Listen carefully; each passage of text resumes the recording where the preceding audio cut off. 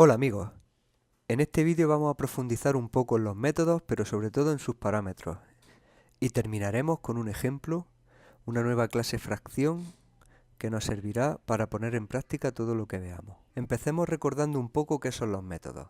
Los métodos hacían referencia al comportamiento de nuestros objetos y están formados por un conjunto de instrucciones que lo que intentan es llevar a cabo una tarea.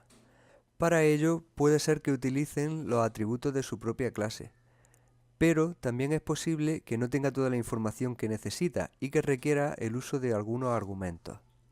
En programación orientada a objetos, todos los métodos están asociados a una clase o bien a un objeto.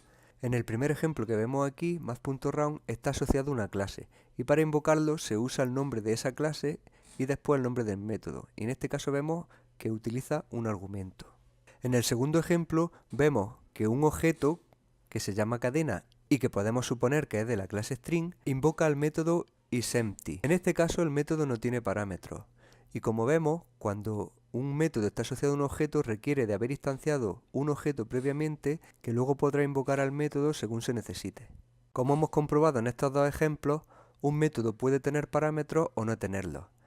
Y los parámetros, en caso de tenerlos, indicarán cuáles son los datos necesarios para poder llevar a cabo las tareas que necesita hacer el método. Una aclaración, algunas veces escucharéis el término mensaje. Un mensaje no es más que una petición que se le hace a un objeto para que ejecute un método, como por ejemplo lo que hemos visto antes en cadena.isEmpty. Al principio dijimos parámetros, ahora estamos hablando de argumentos. ¿Qué diferencia hay entre uno y otro? La diferencia es bastante sencilla. Por un lado tenemos los parámetros. Un parámetro es la definición que se hace en la cabecera de un método del tipo de dato o clase que se va a requerir y también del nombre que se utilizará dentro de ese método para hacer referencia a este parámetro. Por otro lado, un argumento será el valor que nosotros enviamos al método para que sea sustituido el parámetro que nos está solicitando cuando este método es invocado. Aquí en este ejemplo podemos ver cómo hay una definición de un método y abajo una invocación de un método por un objeto. En el primer caso vemos un parámetro, concretamente su definición, que se realiza indicando el nombre de la clase y después el nombre que se va a utilizar para hacer referencia a este parámetro dentro del método. En la definición de un método puede haber todos los parámetros que sean necesarios. Abajo vemos el valor Juan, que es utilizado como argumento para invocar al método que antes habíamos definido. Argumento y parámetro deben coincidir en tipo o clase de objeto. Vamos ahora a ver cómo Java realiza el paso de parámetros, ya que, en función del parámetro, Java lo hará de una forma o de otra.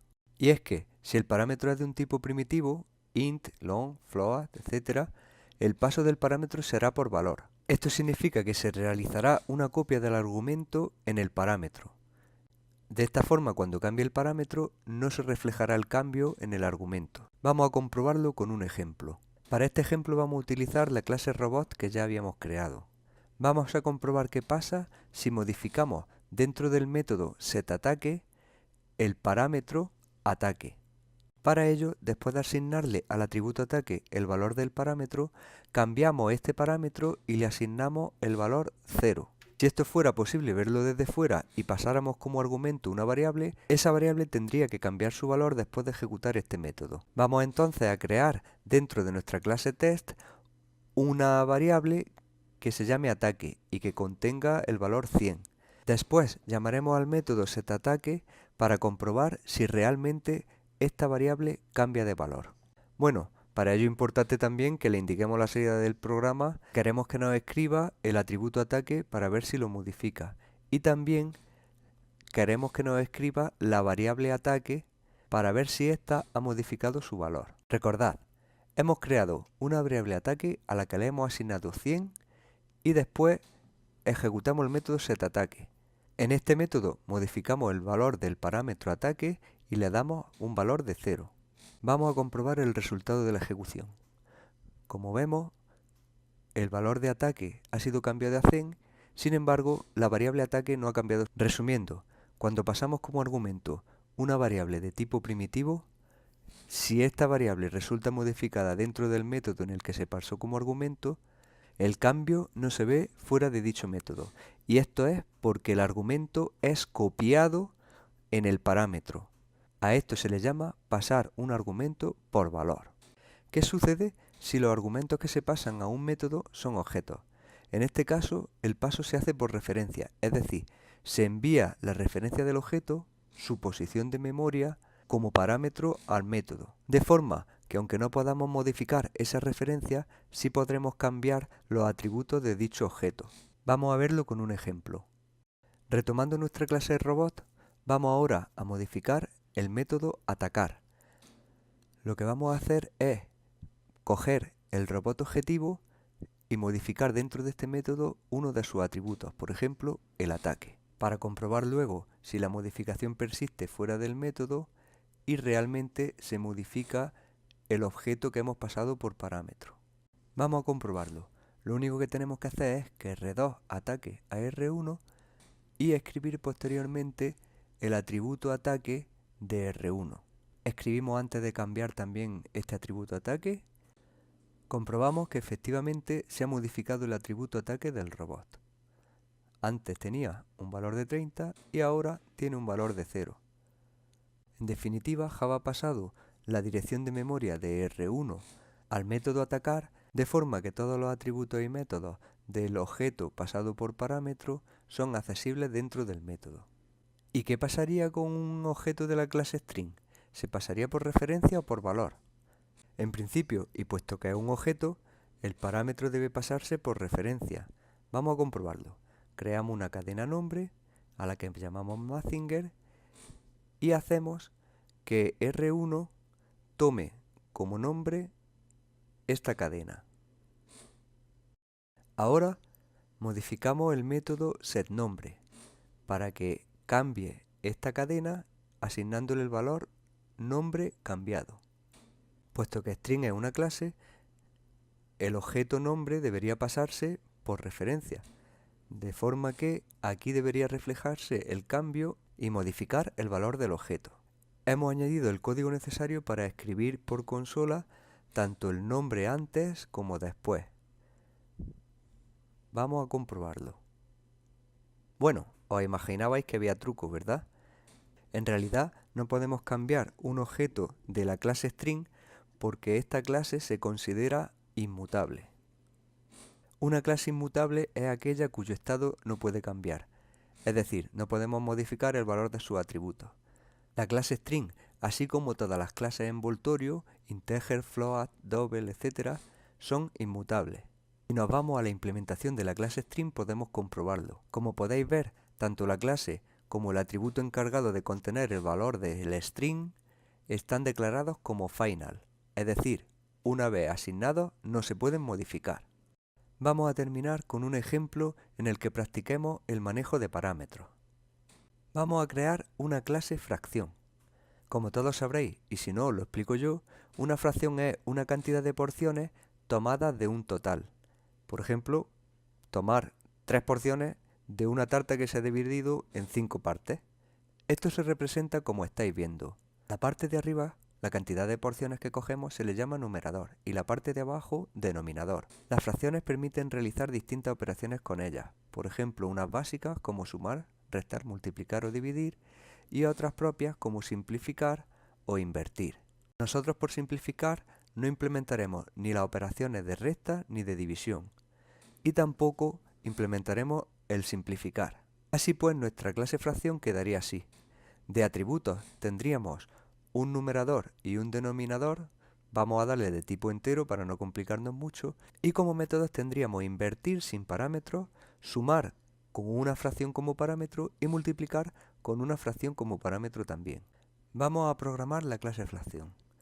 Creamos nuestros atributos, un constructor por defecto que dará a denominador y numerador los valores 1, otro constructor que reciba estos atributos por parámetro y luego los getter and setter. Todo esto, como hemos visto, no es muy difícil de programar y se puede hacer prácticamente de forma automática.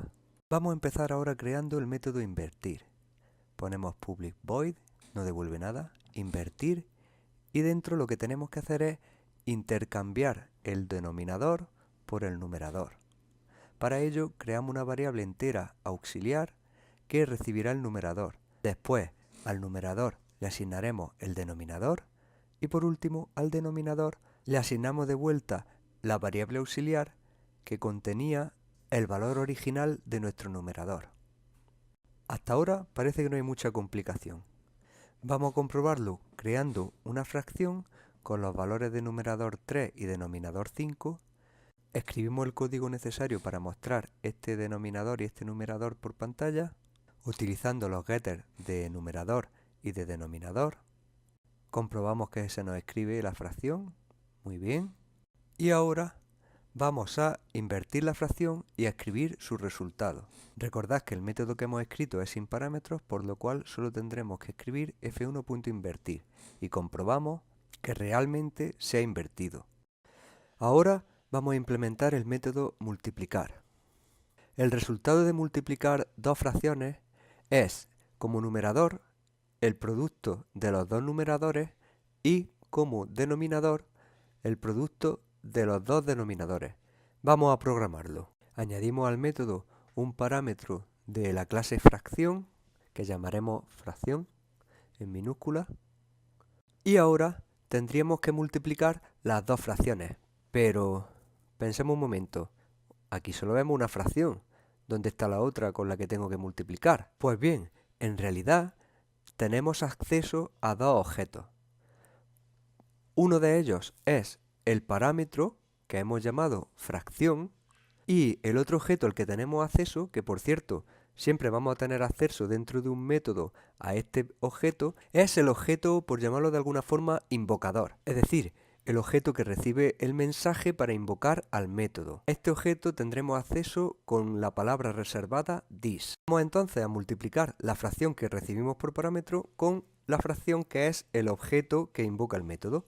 Para ello utilizamos this y multiplicamos en el numerador del objeto actual, this.numerador, este numerador y el de la fracción pasada por parámetro. Y en el denominador multiplicamos el denominador del objeto actual por el de la fracción que nos pasan por parámetro. Y este sería el resultado de multiplicar ambas fracciones. Estamos multiplicando la fracción que nos pasan por parámetro y la fracción que es el objeto que invoca al método, es decir, el que denominaremos objeto actual. Para sumar haremos algo parecido. La suma de fracciones requiere dos fracciones, en nuestro caso será la que recibamos por parámetro y la que invoca el método, y para no complicarnos mucho vamos a utilizar para el cálculo de la suma una fórmula que, aunque quizá no sea la más óptima, pues sí es bastante sencilla. El denominador resultante lo calculamos multiplicando ambos denominadores y el numerador resultante se calcula multiplicando el numerador de la primera fracción por el denominador de la segunda fracción y a eso sumándole el numerador de la segunda fracción multiplicada por el denominador de la primera fracción. Repetimos, el numerador resultante, el del objeto actual, va a ser el resultado de multiplicar el numerador del objeto actual por el denominador de el objeto fracción más el denominador del objeto actual por el numerador del objeto fracción. Hace falta utilizar paréntesis porque primero se realizarían las dos multiplicaciones y por último la suma. Para calcular el denominador resultante que guardaremos en el objeto actual, es decir, en this.denominador, simplemente multiplicaremos ambos denominadores, el de this y el de la fracción. En resumen, cuando trabajamos con un método, aparte de los parámetros que podamos recibir, que podremos utilizar dentro de dicho método haciendo referencia al nombre de estos parámetros, en este caso, por ejemplo, fracción, hemos definido como un objeto de la clase fracción y al que hacemos referencia donde estamos señalando, por otro lado tenemos el objeto this, que siempre es accesible desde un método haciendo referencia al objeto actual, es decir, al objeto que invoca el método. Con esta palabra reservada podremos acceder tanto a los métodos como a los atributos del objeto actual. Vamos a probarlo. Lo primero que haremos será crear una nueva fracción, en este caso f2, a la que vamos a inicializar numerador y denominador con los valores de 2 y 3. Ahora vamos a hacer la suma en f1 de las dos fracciones. Para ello ponemos f1.sumar f2 y esto debe dar como resultado la suma de ambas fracciones. F1 sería, dentro del método sumar, el objeto dis, es decir, el objeto que invoca, el objeto actual, y F2 sería el parámetro fracción. Si ejecutamos el programa, vemos que nos da un resultado de 19 partido 15. Por si acaso hay algún desconfiado, 3 por 3, que es numerador por denominador de F1 y F2, más 2 por 5, denominador y numerador de F1 y F2, es igual a 19. 3 por 3, 9, más 2 por 5, 10, 19. Y el numerador es simplemente 3 por 5, 15. O sea que correcto. Vamos ahora a ver si funciona nuestro método multiplicar. Simplemente vamos a cambiar donde pone sumar y ponemos multiplicar. F1.multiplicar F2. Ejecutamos y vemos que el resultado es correcto también. 3 por 2, 6 y 5 por 3, 15. Y bueno, esto es todo por este vídeo. Espero haberos ayudado y hasta el próximo.